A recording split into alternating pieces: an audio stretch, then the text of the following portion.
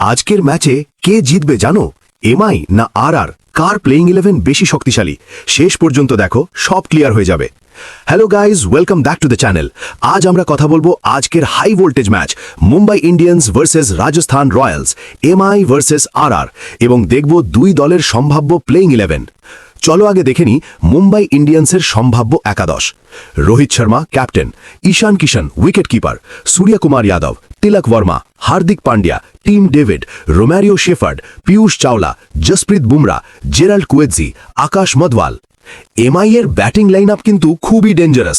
রোহিত, সূর্যা আর হার্দিক থাকলে যে কোনো সময় ম্যাচ ঘুরে যেতে পারে। এবার দেখে নি রাজস্থান রয়্যালসের সম্ভাব্য একাদশ। Yashasvi Jaiswal, Jos Buttler, Sanju Samson captain এবং wicket keeper, Riyan Parag, Shimron Hetmyer, Dhruv Jurel, Ravichandran Ashwin, Trent Boult, Avesh Khan, Yuzvendra Chahal, Sandeep Sharma. RR এর টপ অর্ডার কিন্তু একদম এক্সপ্লোসিভ। বাটলার আর জয়সওয়াল যদি সেট হয়ে যায়, এমআই এর জন্য বড় সমস্যা। এখন যদি কম্প্যারিজন করি, ব্যাটিংয়ে দুই দলই স্ট্রং। বোলিংয়ে আরআর একটু অ্যাডভান্টেজে আছে স্পিনের জন্য, আর এমআই এর পেস অ্যাটাক খুবই ডেঞ্জারাস। ওভারঅল ম্যাচ হবে একদম 50-50। তোমার মতে আজ কে জিতবে?